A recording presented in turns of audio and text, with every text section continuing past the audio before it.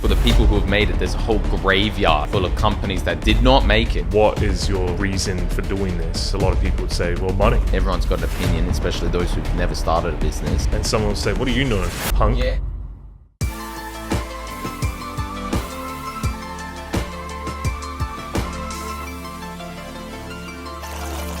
So I was sold a dream in the software world that you need to make a big unicorn company, become a billionaire, and that's how you make it. You can't make any type of other software business. God, you can't make a local small business. No, that you need to go big or go home. Startup. You need to be there researching on a weekend, a hackathon weekend, do a startup, get funding from a venture capitalist, and go from there. And if you don't, what are you doing? Exactly. And so I guess our journey started when we left our jobs and we attempted to make a software application. And it was a fantastic opportunity. We learned a lot, but I think we were duped in this online world to have this bias towards starting a huge company or making this app, where it scales and, you make a loss for 3 years and then you scale it and finally you become a billionaire and then have a beach in Malibu or something like that. Well, I mean, we got these thoughts because taking even a step further back from you saying we left our jobs was we were academics. We completed software engineering courses, which was great. But then from university straight into a defense job, these are the things you're being told during your education, or also what you're seeing when you're within your education. We're doing our courses and maybe industry people came in and spoke to us. And some of them, I don't think were the best people to come and speak. No, and most of them were people who have been in a job a very long time. They were managers most of the time, not even software engineers. So I never had a credible person come in that had a small local business making software all around the world like we are today for all sorts of businesses in all different countries.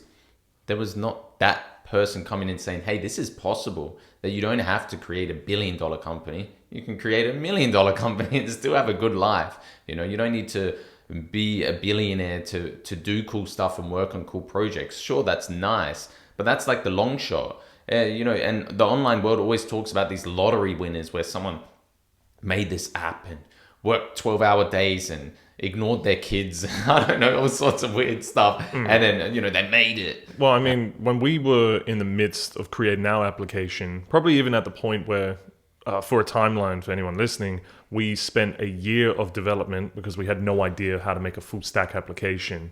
That's right, software engineers who left university. We knew how to work on parts of an application, but had zero. The whole full stack means you're doing the back end, the front end. Every part that you see of the app. Every single thing. That then even beyond that point, it goes live into production and is hosted on a cloud possibly. Things that we were taught, little segments of. So we spent about a year just trying to figure that out, and it was great. And then in that second year, we were trying to sell it. And along the way, when I was sharing it with people and, we were like, this is our idea, this is our app. A lot of them were like, fingers crossed you make like millions of dollars overnight. I'm like, what are you talking about? Like I started to have the field of dreams mentality where we build it and they will come. And when I didn't see my phone lighting up, I was like, is this a failure? But it was never like that. That was a year of development. There wasn't no overnight, they will come. Yeah. And as one of my favorite authors says, Nassim Taleb, you see like the people who have made it, but for the people who have made it, there's a whole graveyard full of companies that did not make it. And they might have just had the right product and just sold it at the wrong time. Or there's a lot of different reasons of why something wasn't successful, and you can't look into those things particularly. But what I wanted to say was there's this like new kind of push. It's, in the shadows, but running a software company like a local bakery or a local supermarket or, a local small business. But with the software world, you're a local small business that could serve businesses around the world. And so there's this obsession over getting big. How much money is enough money to make you happy? And I think there's a lot of software companies where, like for example, I want to give an example of the local bakery that, they open at 6 a.m. and people come in and there's a line up outside and there's still a lineup, but they sell out and they close by 3 p.m. And then they do it all again the next day. But someone who's talking about efficiency and, market models, you need to stay open till 10 o'clock at night and pull a bigger profit. You need to just keep squeezing that lemon, the unlimited lemon of money. And I get it. Like, I'm not against making lots of money. Hey, make lots of money. But what I'm trying to say is that it's not the only option. You can be that small local bakery that's still running at a high profit. They make plenty of money, enough money for a lifetime. But you don't need to be so big and own 20 bakeries. You can be that small, capable team that people travel across the country and the state to just visit this small little place. Hey, we're closing at 3. Oh, I'm still coming. Can't you just buy more dough and, make more? No, we're closing at 3. That's how we do it. And you almost create a reputation for yourself. And that's what we've done with our company, Sanico. We have created this company that serves clients across the world. People are reaching out to us from all sorts of countries, from Germany to America. And we run it that we're providing a high quality of service, a great product. And we could probably go hire 100 more engineers and become massive, but we limit how much we want to grow. We say, okay, this is enough that we're happy with what we have. It's like, very specific law firms. They'll go represent companies, maybe even very big companies, and people have seeked them out just because they know that they're the experts. So that's a business that I'm very interested in. Each business decides how large they want to grow. I mean, we deal with different clients where sometimes someone just wants to stay a one-man band. They want to stay a two-man band and contract people out, or someone is already planning to have 5, 6, 20, 30 employees, and they're aiming for those sorts of goals and setting those processes within their business to scale up, or sometimes not setting the processes, and they'll find out the hard way what it'll be like once they scale up. But it all depends what you're actually wanting out of your business. I mean, yourself and myself, when we first started Sanico Software, I think we had a pretty strong desire to keep it just us two. Just we were happy to grow the business and also improve efficiency of everything we're doing, because if we're being inefficient, we're losing money. Getting better processes for ourselves, that'll help increase, I guess, the internal margins for us without compromising the quality for a client. But we were pretty stringent on staying for 2 people. But as time's gone on and we want to maintain quality, but also service more people, because we just see such a need for high quality service in the software industry. I'm not sure about other industries. I do see it in building, even IT, a lot of areas where there's a lot of poor service providers out there in what we thought was a flooded market. Yeah, and that's the thing. A flooded market. There's millions of people doing our job, but they're not doing it in a great way. There's very few who do it with top quality service and with a top quality product, with a top quality, what they're actually producing. They're fastidious on quality. So, and I wanted to mention, especially, I remember a lot of people when we were starting, everyone's got an opinion, especially those who've never started a business. Everyone's saying that you need to have a business plan. You need to plan everything. I don't think we have planned one thing. The most plan I do is what I'm doing today or maybe next week. I have an idea of what the future could hold, but I wasn't sitting there with a fine-grained plan and saying, we're going to make this much money by this date.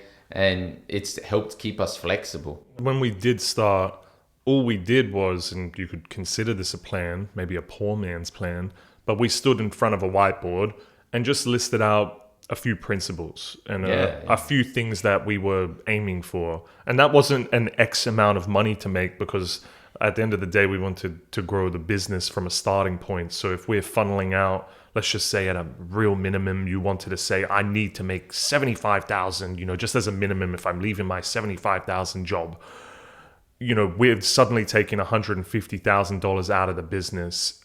That's difficult to nurture a little baby. That's right. We were willing to, sacrifice whatever income. I'm not saying it was 75,000, but any bit that we were making, we were just writing principles on a whiteboard.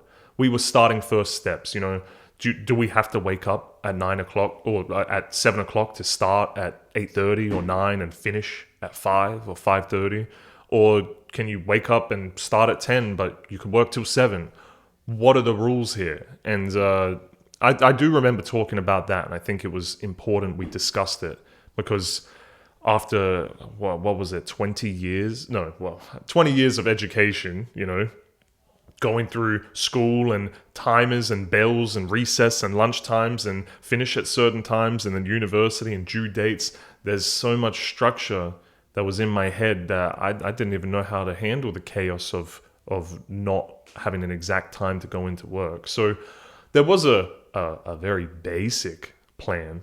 But, and you're saying this word plan, but I'm picturing it's just more like objectives or principles. A plan is more like, tomorrow I'm going to wake up and we're going to do this. It wasn't a fastidious plan, no. Yeah, for me, fastidious plans just end up blowing up in flames. Because I used to plan like that. I used to plan a whole year. I did a 5-year plan and 10-year plan, and I had this whole structure, got to have kids at this date, got to have this much money at that day. And you work out that is so lofty. Things change in life, your circumstances change. And I think what I wanted to segue into is talking about, primary and secondary objectives. As we're talking about objectives, that a lot of people make their primary objective, and I've seen this a lot because we work with a lot of small businesses. Their primary objective is, let's make as much money as possible. And then they leave secondary things like good customer service, high quality products, those sorts of things that should be the primary and would make you more money. Yeah. It seems counterintuitive that you need to invest in those things to make more money. Like, I just picture that if you have an incredible level of service, an incredible customer service, like what you make, the applications you make are great, or whatever your business is, the way that you speak and treat people is unbelievable. Someone comes to you with bad feedback, a client, this is the worst, and you're able to diffuse that and then turn them still into a client. That is a high quality of customer service, where you don't just say, hey, you're a rude prick and die in hell, You can handle those things. So that's what I'm meaning when I'm saying a high level of customer service and those sorts of things. If I sat down and I told you these things, I said, hey, Dom, do you think that this company would be making a lot of money? I think you'd be like, yeah. But if I said, hey, this company's making X amount of money, it's hard to see what they're doing to achieve that. So I think when you make money your primary focus, it's just wrong and it ends badly. And I've seen so many people crash out of business just because of that wrong primary objective. Well, we discussed it earlier. I don't think we've mentioned it in our discussion now, but if you were to ask a lot of people, business owners, I guess anyway, even employees of a company, what is your reason for doing this? And a lot of people would say, well, money. And that usually comes from the deprivation of, passion for what you're doing. And I mean, if we were just focusing on the money of our business, we would have never grown the quality side of what we do. And it was hard to have that opinion at the start of our business, at least I thought for myself anyway, because we didn't have the credibility to back us. We had the skills, like of ourselves as engineers, but we didn't necessarily have the credible opinion to say, well, we think quality brings you more clients than focusing on money. And someone will say, what do you know, punk? Yeah. It's like you're 1 month in, or you're 6 months in. Now we're many years in, and we've got many clients, and large clients and small clients, international clients and national clients. There's a big range, different types of jobs, software applications to integrations, so you actually see the back end of everyone's businesses, and where they've got a lot of poor processes that we need to go in and fix, like a stagehand or a back end magician. And now we're at this point where, and I'm not saying I'm all high and mighty with my opinion, because I can still be wrong, but I feel at least credible to say that the quality really does bring in more clients. There's reasons why some of those tradesmen of the past generation say, I never had a website, or I don't have social media, and they still have word of mouth, because they are the epitome of high quality can still bring you business. Yeah, and even pedaling back to go to the point of when people were telling us, you have a business plan, this and that.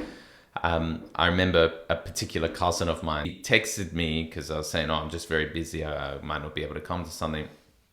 And he had said, well, you're doing this. Don't forget, to afford the life that you want.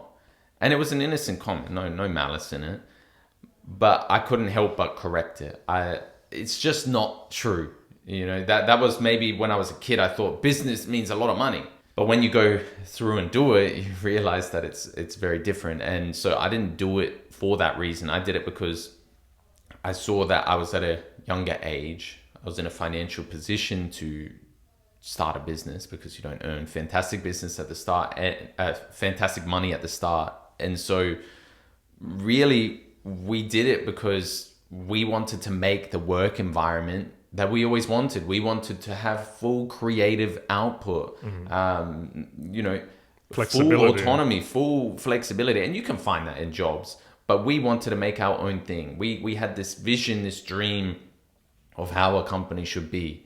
And maybe we didn't know 100% every part of it, like, high quality service or all these different things you kind of work out as you're doing the business. But what we did know was making money as the primary was a really bad idea.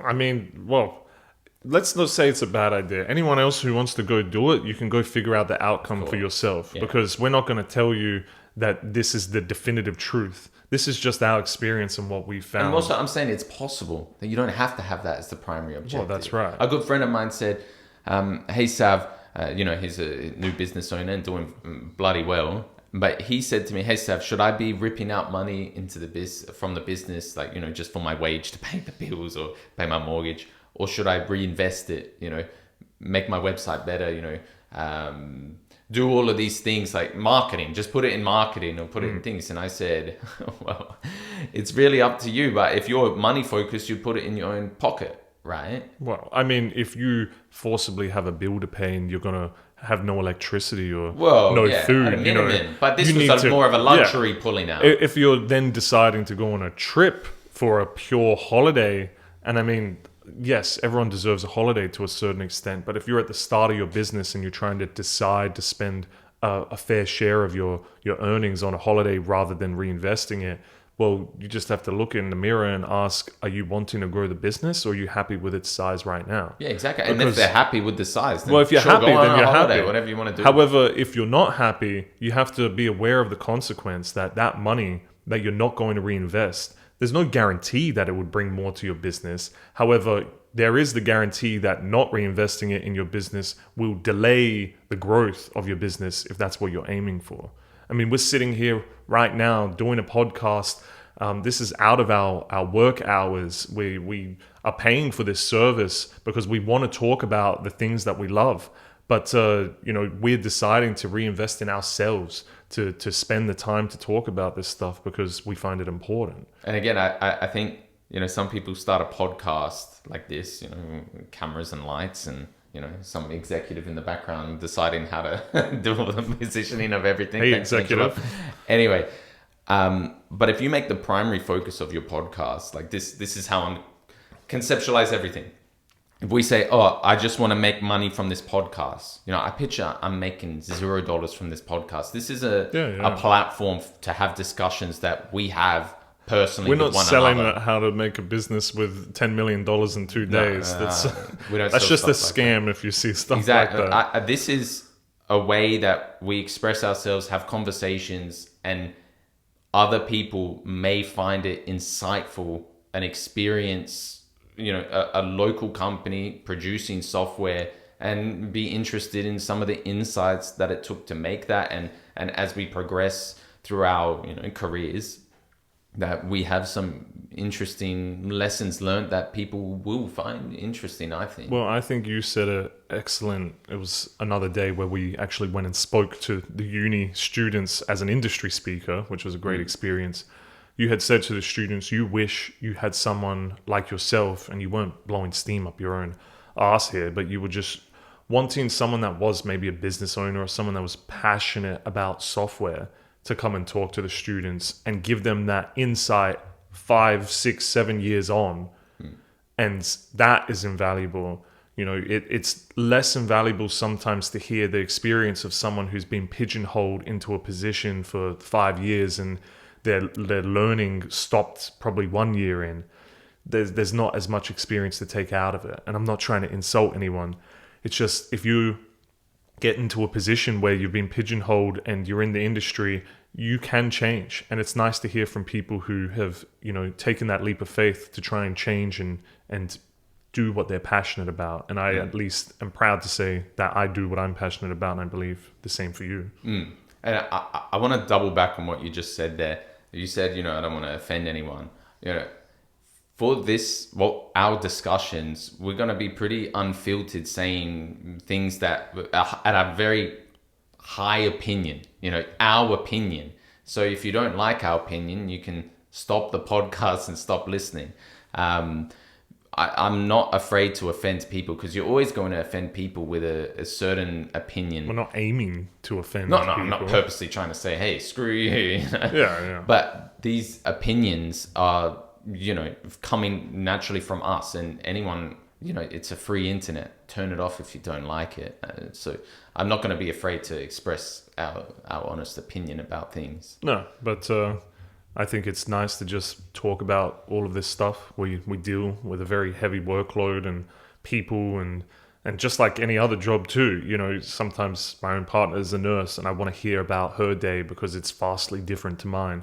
And we're just giving our opinion on our day-to-day, on what it's like to run a business that is agile but also growing pretty fast and facing some growing pains in a good way, but the things that we have to face and deal with along the way. So for anyone wondering about what this podcast is going to be about, we're having discussions, we're talking about topics, business, software, all sorts, and that's going to be our main focus of this. Well, like Sav said, we're not afraid to offend anyone, we're not aiming to offend anyone, but we've got opinions, we've got experiences that we're proud of, and we're just passionate to talk about it. So if you have any questions, reach out online and you want us to talk about a topic, we're more than excited. If not, we got plenty of topics to rattle off. We've got so much to talk about. But we'll talk to you in the next episode.